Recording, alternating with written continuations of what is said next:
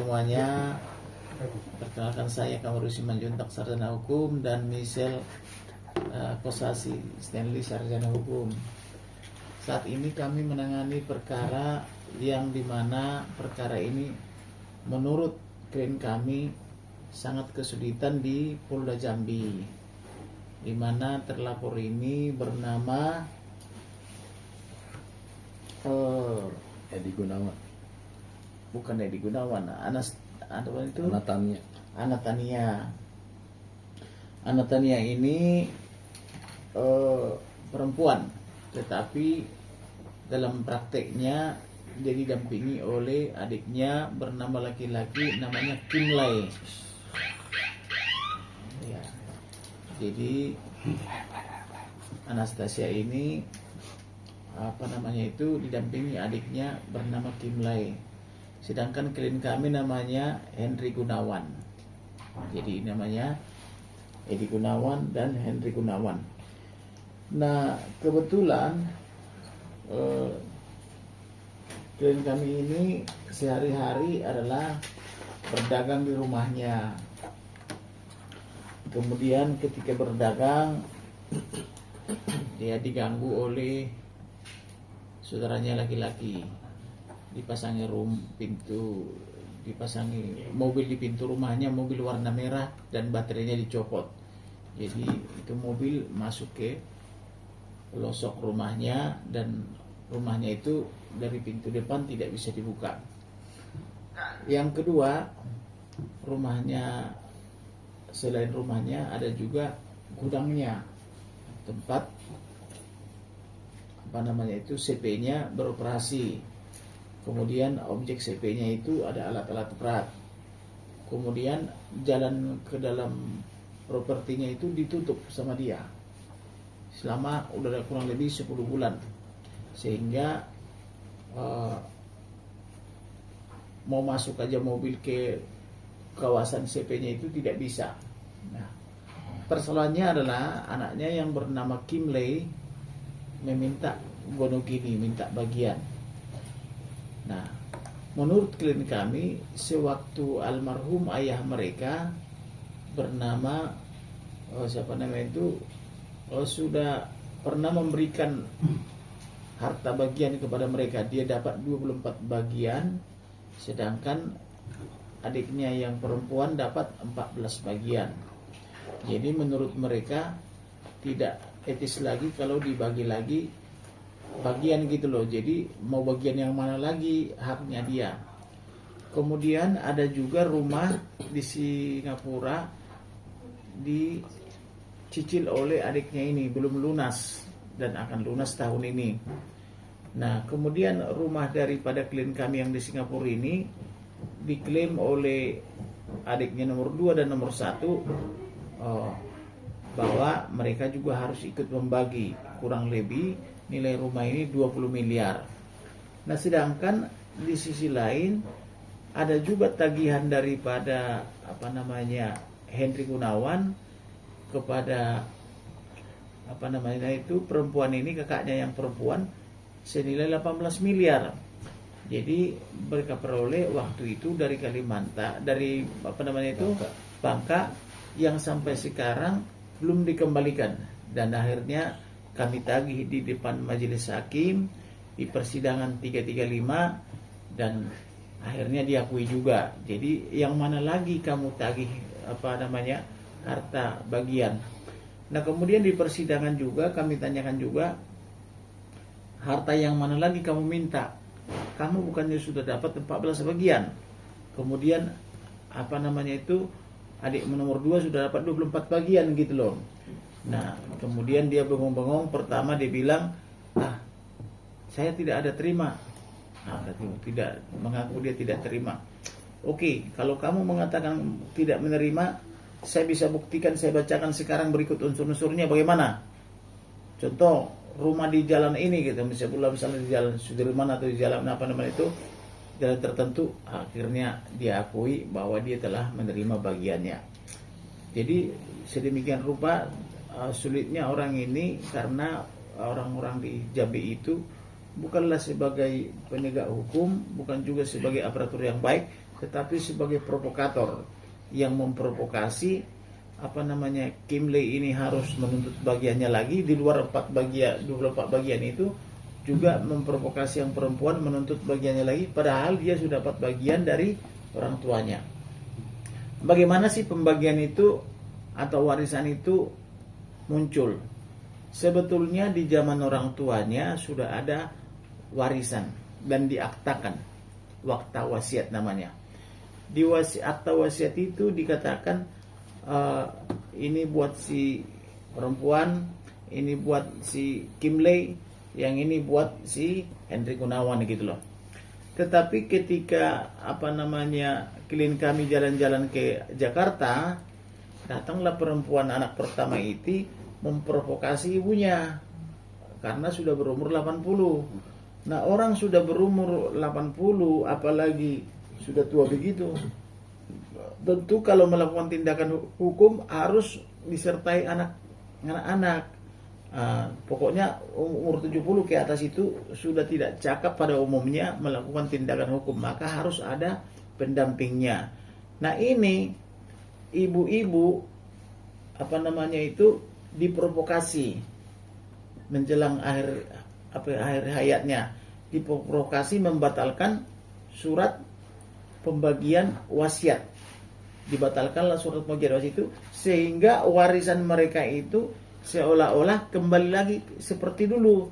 Nah, timbul pertanyaan, bagaimana dengan wasiat yang diterima oleh anak pertama? Bagaimana dengan wasiat yang diterima oleh anak kedua? Bagaimana dengan yang ketiga? Apakah itu dilebur kembali untuk dibagi 3? Nah, maka saya tanya, kalau sudah dibatalkan, mana kita bagi hartamu? Mana yang 24 bagian kakaknya? Jangan cuma mengejar nomor 3 gitu loh. Akhirnya mereka bisa menyadari. Tetapi ini lebih daripada sekedar anak pertama ini didukung oleh aparatur baik dari Pemda, Satpol PP ya, kemudian dari Kapolda, kemudian dari Kejaksaan, demikian juga dari Kajari, dari Pengadilan Negeri. Kemudian dalam melakukan praktek ini seolah-olah mereka ini hanya melihat kepentingan si Kim Lei. Si Kim Lei ini adalah orangnya orang yang berjasa kepada kita. Jadi tidak melihat objektif lagi permasalahan hukum, sehingga 2 kali dia melakukan tindak pidana. Si Kim Lei ini melakukan pengerusakan, dipukuli begitu sedemikian rupa, disuting oleh ada CCTV di situ. Tapi begitu sampai di pengadilan, nanti masalah hukumnya ini akan diadili setelah ada putusan perkara perdatanya gitu loh. Apa urusannya dengan melakukan tindak pidana di rumah dikaitkan dengan perdataan? Jadi kemudian ada lagi perlakuan yang lain, juga sampai di pengadilan begitu, akan ditinjau nanti setelah putusan pengadilan. Jadi bagaimanapun banyaknya tindak pidana yang dilakukan oleh Kim Lei ini, selalu begitu putusan pengadilan. Sementara adiknya ini sekarang didakwa 335, yaitu Ko Henry. Ko Henry ini ceritanya pada bulan yang lalu tanggal 22 Agustus 2022. Saya ulangi ya, tanggal 22 Agustus 2022 pergilah dia ke rumah daripada kakaknya perempuan ini. Kemudian ketika dia pergi, dia SMS dulu, "Kak, saya mau ketemu, saya mau memperlihatkan sesuatu soal tagihannya yang 18 miliar dan juga soal urusan yang lain, yaitu mengenai pembagian rumah Singapura." Kemudian kakaknya ini tidak di rumah katanya. Nah, yang ada adalah kakaknya yang ipar gitu loh, suami daripada perempuan itu. Ketika sampai di rumah itu, diperlihatkanlah, si kakakmu tidak di rumah. Maka karena ada sesuatu yang tidak baik, terjadi cekcok mulut. Hanya seperti itu. Nah, cekcok mulut itu Kim Lei bersama dengan anaknya datang ke situ. Kami perlihatkan di CCTV karena saya minta perlihatkan CCTV. Ada 5 orang mengkerubuti mereka. terus kunci rumah kunci taman dikunci, itu pagarnya ini terusnya langsung boleh pergi, dikunci supaya orang itu tetap di dalam. Kemudian dipaksa si Kim Lei ini harus menyerahkan Henry. harus menyerahkan pisau atau golok itu, karena anaknya si Henry ini membawa golok itu loh. Nah kebetulan golok ini sebelum mereka ke situ tentu mereka dari gudang dulu gitu. Jadi di gudang itu karena segala sesuatu memerlukan golok, tentu dibawa golok. Nah ketika dia terpojok, dia berusaha itu mengambil goloknya tapi tidak sempat. Nah kemudian orang itu menyerobot, memaksa anak ini harus menyerahkan goloknya. Nah timbul pertanyaan, sedangkan si Bapak Henry tidak membawa golok, hanya membawa catatan-catatan, gitu ya. Anaknya membawa golok, tapi langsung diamankan oleh security yang dikoordinir oleh istrinya. Lalu kenapa yang menjadi tersangka adalah adiknya, bukan yang membawa golok? Kenapa tersangkanya adalah adiknya? Nah, itulah pertanyaan kami. Antara tersangka dengan korban tidak ketemu. Nah, kok bisa adiknya ini bikin laporan 335? Ngerti gak? Jadi adiknya ini tidak bertemu dengan kakaknya ini tidak bertemu dengan adiknya. Tidak berada di tempat itu. Tidak berada di tempat. Kok bisa dia ketakutan dan bikin laporan 335? Paham nggak? Nah, jadi si kakaknya tidak ketemu adiknya, dibikin laporan 335, sedangkan yang bertemu dia adalah kakak iparnya, security ada 5 orang, dan semua 5 orang itu mengerubuni mobilnya, memaksa harus menyerahkan senjatanya, kalau enggak kunci pagar tidak dibuka karena golok itu masih di mobil gitu loh. Nah akhirnya kemudian dibilang itu diserahkan golok itu, kemudian pintu baru dibuka. Nah kemudian kejadian tanggal 22 Agustus 2022, lapor tanggal 25 Agustus 2022. Kenapa butuh waktu 3 hari baru melapor? Artinya dalam 3 hari inilah masuklah pengaruh adiknya si Kim Lei.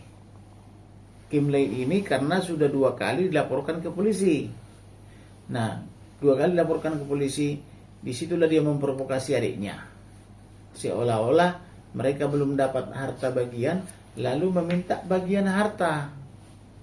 Dan kemudian si Kim Lei ini telah berulang kali mendapat pertambahan, misalnya pinjam dulu dek alat-alatnya, alat berat itu, dia mengatakan dipinjam, tidak dikembalikan. Kemudian pinjam dulu mobilnya dek, dikasih, tidak dikembalikan.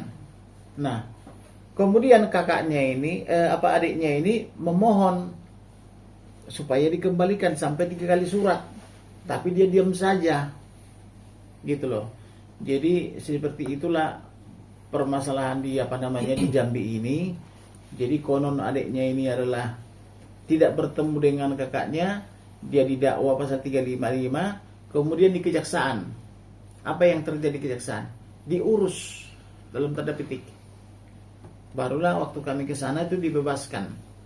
Kemudian di pengadilan ditangkap lagi, dimasukin lagi. Kemudian karena adiknya ini menderita, saya ulangi ya, adiknya ini menderita, bahkan sudah pasang alat pen di pahanya. Nah, kemudian dia tidak diterima oleh lapas. Kami tidak berani terima kalau tidak ada surat-surat dan sebagainya, karena ini adiknya menderita gitu loh. Maka dikembalikan lagi, ditahan di Polda. Kalau di Polda kan ya siap hari, kalau bisa malah ditahan 120 hari di sana. Nah, ditahan lagi di situ di Polda Jambi itu. Lah maka kami tanya, kok sudah dari Polda ke jaksa pengadilan, kok dikembalikan lagi kalau ke Polda?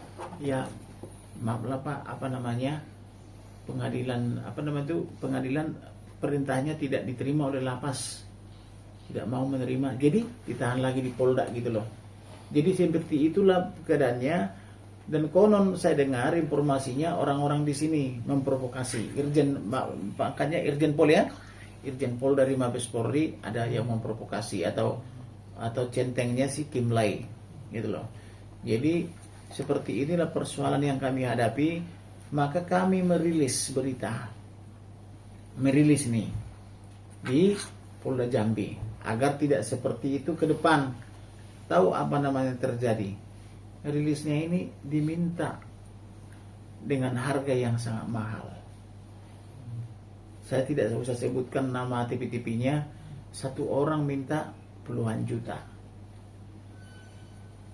Konon 20 sampai 27,5 juta kali 4 orang. Untuk menutupi berita. Enggak, untuk mengekspos beritanya. Jadi sampai sekarang beritanya masih belum dipublikasi.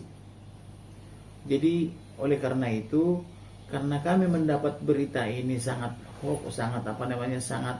mengerikan, datanglah ke sini istrinya. Tolonglah Pak, gantilah pengacara kami, tidak sanggup gitu loh. Pengacaranya saya lihat gelar doktor, SHMH. Bagaimana ini gelar doktor tidak sanggup? Masa sih begitu? Akhirnya kami turunlah ke sana, kami suratilah Kejaksaan Negeri sampai dengan Kejaksaan Tinggi, Kejaksaan Agung. Kami suratilah Kapolres, Kapolda, sampai dengan Dirtipidum, Kabareskrim, Kapolri, Wakapolri.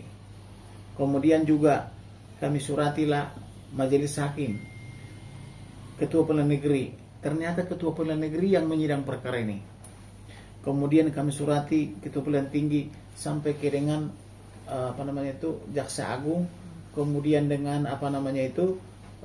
Hakim Pengawas atau Mahkamah Konstitusi, dan kemudian juru bicara Mahkamah Agung, supaya semua orang ini melihat bagaimana terdakwa tidak bertemu dengan korban atau dengan dengan kakaknya, tapi bisa 335 hanya karena provokasi daripada adiknya, gitu loh. Nah, sedemikian rupa kami expose, dan sehingga bulan ini harapan kami ada perbaikan atau minggu ini hendaknya. Kemudian kemarin teleponlah Bapak itu sore-sore dari Polda Metro, dari Polda Jambi. Pak, tolonglah kami Pak. Mau sampai kapan ini? Saya sudah nggak kuat katanya. Kaki saya sangat sakit. Nah, saya minta supaya pengadilan di Indonesia tidak boleh lagi seperti itu. Kemudian terkait dengan Satpol PP, sempat disegel gitu loh. Satpol PP pun ditegur oleh atasannya. Kok kamu ikut-ikutan di situ gitu loh. Nah, kemudian Satpol PP juga sudah dilaporkan kepada kepolisian.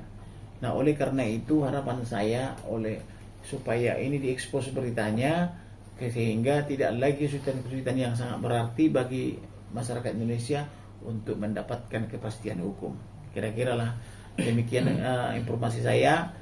Harapan saya ini beritanya ditulis secara berimbang, dan sore ini sudah bisa kami berikan kepada klien. Selebihnya pada hari ini kita mau press release terkait perkara kita yang di Jambi sebenarnya sudah cukup viral terkait perebutan harta warisan, di mana klien kami saat ini Pak Henry Gunawan bisa dibilang dikriminalisasi lah,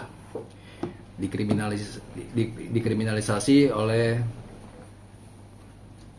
aparat penegak hukum yang tentunya di belakangnya itu ada orang-orang yang punya berkepentingan. Jadi singkatnya gini, yang menjadi pelapor dalam perkara ini adalah saudara Anatania. Berdasarkan data yang terungkap juga di persidangan, ini kejadian tanggal 22 Agustus 2022 terkait perbuatan yang tidak menyenangkan ini itu dilaporkan tanggal 22 Agustus 2022. Seperti yang tadi Pak Kabar disampaikan, itu di mana pelapor ini tidak ada di rumah. Jadi kejadiannya Pak klien kita ini datang ke rumah ingin menanyakan terkait penjualan rumah Singapura yang klien kita ini selama ini yang bayar itu adalah klien kita. Nah, jadi datanglah ke rumah, tidak ketemu dengan saudara pelapor, saudara Anatannya ini, tapi pada saat itu terjadi cekcok mulut. Nah, itulah yang dilaporkan ya dengan suaminya pelapor. Nah, disitulah itu peristiwanya. Jadi peristiwa perbuatan tidak menyenangkan itu pada saat klien kita datang ke rumah pelapor, terjadi cekcok mulut, itulah yang dilaporkan. Itu peristiwa 22 Agustus 2022. Nah, yang jadi pertanyaan kita pada saat itu yang kita sampaikan di persidangan minggu lalu, ya, pertanyaan kita setelah tanggal 22 Agustus 2022 sampai dengan saat ini, apakah saudara pelapor Anatannya ini apakah pernah ketemu dengan klien kita yang namanya Pak Henry Gunawan? Nah, itu diakui dalam depan persidangan itu setelah kejadian itu mereka tidak pernah bertemu lagi. Jadi nggak pernah bertemu, tidak pernah berhubungan. Jadi Pak Henry ini juga tidak pernah mendatangi ke rumah pelapor. Tetapi yang anehnya pada tanggal 11 Maret 2023 perkara ini dilaporkan. Jadi waktu di depan persidangan itu kita tanyakan, ini yang dilaporkan ini peristiwanya apa? Siapa yang dirugikan? Karena diakui, jadi setelah tanggal 22 Agustus 2022 sampai peristiwa itu dilaporkan 11 Maret 2023. Jadi 1 tahun kemudian. 1 tahun kemudian nggak ada kejadian peristiwa yang tidak menyenangkan itu. Karena apa? Karena mereka tidak pernah ketemu lagi. Tidak pernah ketemu, tidak berkomunikasi. Lalu pertanyaannya, apa yang dilaporkan? Pertanyaannya, kenapa pada saat itu polisi kok bisa menerima laporan tersebut? Karena sebelumnya pada tanggal 25 Agustus 2022, menurut keterangan si pelapor ini, ya, setelah kejadian dia sudah melapor, tapi tidak, mungkin ditolaklah laporannya, nggak diterima gitu loh. Nah, kenapa pada tanggal 11 Maret 2023 ini diterima dan bahkan sampai ke pengadilan saat ini? Nah, jadi setelah karena kita baru masuk menangani perkara ini, setelah kita investigasi, ternyata kita dapatkan di antara mereka ini terjadi saling lapor sebenarnya. Ya, saling lapor terkait harta warisan yang sebenarnya tadi Pak Kamarudin disampaikan itu sudah dibagi, masing-masing itu udah ada haknya. Sudah ada haknya, tapi yang sekarang ini yang mereka permasalahan kejar itu adalah hak yang menjadi klien kita, Pak Henry Gunawan ini. Nah, kenapa si pelapor Anatani ini melapor pada tanggal 11 Maret 2023. Setelah kita cek dan investigasi, ternyata ada laporan dari klien kita terhadap saudara Ana ini pada bulan Januari 2023. Jadi saat ini pelapor yang dalam persidangan ini si Anatania ini yang melapor klien kita ini juga dalam proses penyelidikan di Polda Jambi. Saat itu. Nah, dan yang aneh yang kemarin itu dalam persidangan yang kemarin kita temui itu, jadi setelah persidangan itu diliput oleh media juga di Jambi itu. Nah, dan yang cukup anehnya dan yang berdasarkan juga dari informasi dari klien kita, setelah persidangan, setiap persidangan itu selalu dilakukan press release. Nah, tapi yang anehnya ini yang kita lihat itu yang melakukan press release itu adalah saudara Edi Gunawan alias Kimlay. Nah, itu nanti yang mungkin rekan-rekan media itu juga banyak sudah lihat juga berita-beritanya. Jadi bukannya baru. Jadi sebelum kami melakukan press call ini juga sudah ada beritanya. Jadi yang melakukan rilis media itu adalah Edi Gunawan alias Kimlay. Nah, itu yang menjadi aneh. Pertanyaannya, kok kenapa? Apa hubungannya Edi Gunawan Kimlay dengan urusan perkara di situ? Nah, setelah kita investigasi ya ternyata semuanya ini punya kepentingan. Kepentingannya terkait apa yang dipunyai oleh Pak Henry Gunawan ini, inilah yang sedang mereka incar, perebutkan. Intinya seperti itu. Nah, dalam persidangan kemarin itu, Jadi saya dengan Pak Amarudin itu sudah melakukan permohonan kepada Ketua Majelis Hakim untuk melakukan pengalihan tahanan kepada Pak Henry Gunawan. Kenapa kami ajukan permohonan pengalihan tahanan tersebut? Ya, karena klien kami ini dan juga sebelum masuk ke persidangan pun dari pihak jaksa dan penyidik pun sudah tahu itu dalam kondisi sakit. Klien kami ini seorang difabel yang punya penyakit diabetes dan jantung menahun. Jadi pada waktu sidang pertama itu status klien kami itu dalam status tahanan rumah. Jadi pada waktu sidang pertama itu masih dalam status tahanan rumah. Tapi yang menjadi aneh itu pada saat sidang pertama setelah pembacaan dakwaan itu, ya, itu majelis hakim melakukan penetapan, langsung melakukan perintah penahanan terhadap klien kami yang dalam kondisi yang dalam kondisi sakit untuk melakukan penahanan. Nah, ini agak aneh. Seharusnya kan hakim kan bisa lihat situasi keadaannya, kan bisa dilihat. Pada saat itu jaksa itu dalam status posisi tahanan rumah. Ya harusnya paling enggak ya udahlah tahanan rumah karena ini orang sakit. Tapi yang terjadi itu hakim ini langsung menetapkan perintah penahanan. Nah, setelah dari sidang itu karena ada penahanan jadi udah nggak tahanan rumah lagi, dibawalah klien kami ke LP, lapas. Ke lapas. Lapas karena melihat keadaan klien kami yang ini dalam kondisi sakit, menolak. Nah, ini kan sebenarnya itu harus dilakukan majelis hakim. Kalau lihat faktanya, klien ini sakit. Karena lapas menolak, akhirnya dititipkan kembali di rutan Polda. Nah, selain surat permohonan pengalihan penahanan yang pada saat yang sidang kemarin itu kami ajukan, kami juga mengajukan surat permohonan perlindungan hukum dan keadilan kepada Ketua Majelis Hakim di Jambi. Jadi kebetulan yang memimpin perkara kami ini Ketua majelisnya adalah juga sebagai Ketua Pengadilan Negeri Jambi. Ketua Pengadilan Negeri Jambi. Jadi dalam surat permohonan itu kami mohon keadilan. Gitu loh. Karena ada perbedaan perlakuan terhadap seseorang, terhadap klien kami dan terhadap saudara Edi Gunawan alias Kimlay. Jadi sebelum perkara klien kami ini disidangkan, itu disidangkan dulu perkara Edi Gunawan alias Kimlay. Ya, alias Kimlay. Tapi dalam perjalanannya perkara Kimlay ini di stop, ditangguhkan dengan alasan perdata. Nah,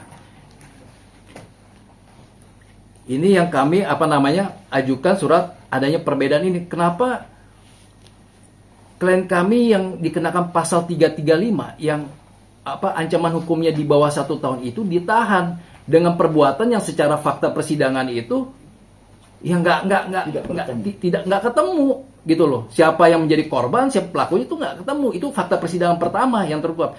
Tapi kenapa? Nanti saya tunjukin rekan-rekan foto-foto pengrusakan apa yang dilakukan oleh Kimlay itu ada di videonya. Kenapa seseorang yang jelas-jelas melakukan tindakan perusakan, tindakan premanisme di rumah seseorang itu tapi dibebaskan? Ini yang kami pertanyakan terhadap majelis hakim di Pengadilan Negeri Jambi. Ini kami kasih contoh. Jadi ini rekan-rekan bisa lihat, ini yang dilakukan, ini perkara Kimlay yang di sidang di Pengadilan Negeri Jambi. Ini yang ditangguhkan.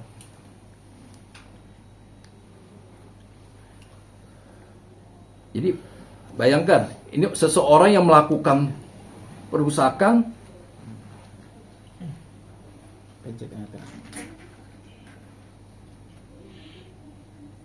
Ya udah. Dimiringin bang. Enggak ini nih. Lihat. Ini hancur-hancur nih. Bang, sebelah sini. Di sini nggak kamera. Nah, sebelah sini. Muter bang. Muter. Itu perbuatan saudara Kimlay ke adiknya. Sebentar. Gimana ini?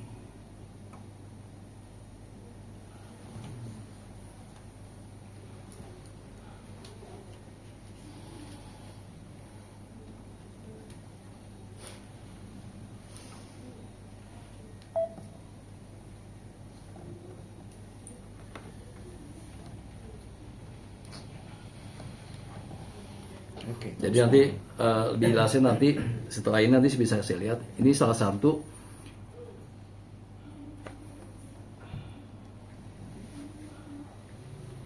ya hancuran. Ini rumah klien kita, Pak Henry. Yang menghancurkan Dihancur, bebas. ya. Nanti dari ini abang bisa nggak lebih gede? Iya. Saya kirim Pak. Nanti bisa dikirim aja. Ya, nanti kita kirim. Ya. Jadi ini saya kasih contoh. Jadi ada seseorang melakukan pengerusakan di rumah seseorang, jelas-jelas ini, tapi bisa lepas bebas dari hukum. Bukan ini aja. Itu dari CCTV. Dari CCTV. Jadi bukan itu aja yang dilakukan. Sampai saat ini rumah Pak Henry itu sampai saat ini kalau teman-teman bisa lihat, nanti setelah ini bisa share. Ini dump truk dibawa masuk ke dalam pintu rumah.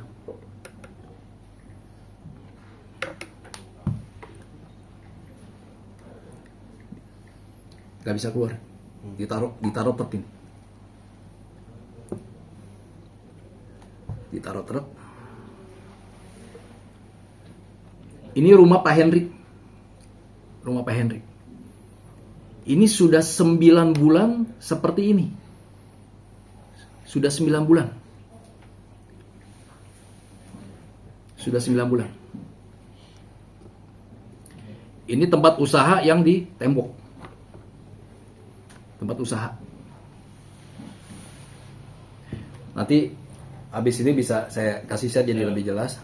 Jadi intinya yang ingin kami sampaikan di sini, kenapa perbuatan yang jelas-jelas pidana ini, pengerusakan orang rumah tempat tinggal dimasukin truk di depan, ini udah 9 bulan, ya. Tapi aparat penegak hukum diam aja gitu loh. Nah, dan terhadap apa yang dilakukan oleh Edi Gunawan Kimlay ini kami udah dilaporkan di Polda Jambi. Nah, ini yang akan kami lihat proses ini seperti apa. Apakah bisa perbuatan seperti ini orang ini bisa langsung diproses atau ditangkap? Ya, orang pasal 335 bisa ditahan. Apakah perbuatan seperti ini aparat penegak hukum bisa melakukan tindakan atau diam saja? Nah, ini yang akan kita lihat, kita pantau. Seperti itu. Bang, tapi pada dasarnya intinya sih ini banyak banget oknum-oknum dari kejaksaan, kepolisian, Satpol PP itu yang mungkin diduga ya oknum ini tersebut tuh Wali kota. Ya, wali kota itu ikut atau dibayar gak sih Bang mungkin sama si Kimlay. Kimlay ini Bang?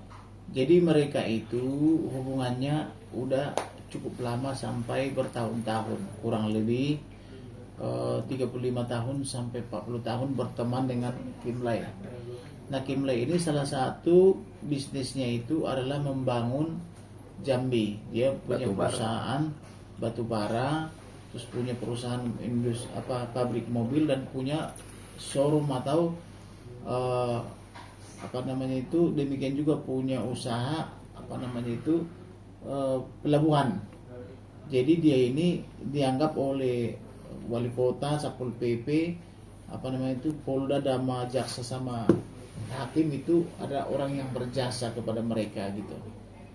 Jadi dalam tanda petik ini adalah kuat dugaan ini adalah ada unsur money politik kita. Kedepannya Bang, maksudnya setelah kan tadi bisa kita lihat adanya intimidasi, adanya pengerusakan, itu kan sesuatu hal yang bisa kita bilang pidana Bang. Pidana. Nah, tapi setelah melihat kasus yang lalu terdapat oknum di dalamnya nih. Nah, Abang akan melakukan apa nih? Tentu kami sudah melakukan surat. Semua kami surati mulai daripada surat kuasa Kapolda, terus Kapolda Jambi, terus Ketua Pengadilan Negeri, terus kemudian Ketua Pengadilan Tinggi dan sebagainya. Dan kemudian surat ini juga kami kirimkan juga ke Jaksa Agung, Jampidum, kemudian Jampitsus gitu ya. Kemudian kami kirim juga surat ke Dirtipidum, Dir Kabar Reskrim dan Wakapolri dan Kapolri. Pokoknya semua kami surati. Demikian juga dengan di Mahkamah Agung kami surati juga ke Majelis Hakim, Ketua Pengadilan Negeri, Pengadilan Tinggi, Mahkamah Agung, hakim pengawas atau bidang pengawasan dalam Mahkamah Konstitusi. Jadi ini tentu adalah kami akan bongkar sedemikian rupa sehingga tidak lagi polemik di tengah masyarakat. Jadi saya tambahkan dikit boleh Bang? Izin. Jadi ini contoh, tadi kita belum kasih lihat, ini contoh surat yang kita kasih ke Ketua Pengadilan Negeri Jambi. Kebetulan beliau yang menjadi ketua majelisnya. Ini mau perlindungan hukum. Jadi dasar surat ini adalah yang kita bilang ini adalah perbandingan antara klien kita Hendy Gunawan dengan alias Kimlay. Karena saat ini Edi Gunawan Kimlay ini ada 6 LP. 6 LP ini salah satunya tadi kita kasih lihat yang di video itu adanya pengerusakan, pemortalan, mobil dipalang masuk di rumah orang, ini salah satu di sini. Tapi sampai saat ini beliau masih bebas di luar. Nah, terkait surat ini yang tadi disampaikan Pak Amarin ini, kita minta keadilan juga, kita udah tembusin surat ini kemana-mana Bang. Jadi termasuk ke Presiden, semua Jaksa Agung, semua kita tembusin, kita kirim. Jadi biar ada pengawasan gitu loh. Karena kalau nggak ada pengawasan ini nggak akan jalan. Ini ada 6 LP. Jadi bukannya kita sekedar ngomong, ini ada 6 LP terkait orang ini yang berteriak-teriak dia adalah orang yang bersih, taat hukum. 6 LP dilakukan oleh Kimlay. Nah, ini yang nanti akan kita dorong penegak hukum di Jambi ini, Polda ini, jaksa, hakim ini untuk berani menangkap orang ini. Gitu loh. Karena udah bukti pidananya sudah jelas dan orang ini masih berkeliaran dan terus masih melakukan perbuatan-perbuatan lainnya nanti. Nah, ini contohnya. Tapi Bang, untuk yang perkara para oknum tersebut sendiri bakalan diperkarakan juga nggak Bang? Oknum yang mana? Kayak jaksa, polisi, Satpol PP dan segala macam itu yang Oh iya mungkin jelas, karena jaksa ini melakukan perbuatan itu tidak ada dasarnya. Apa namanya, dasar Satpol PP atau atau wali kota melakukan penyegelan, melakukan pemasangan poster gitu loh. Nah, kemudian kita bilang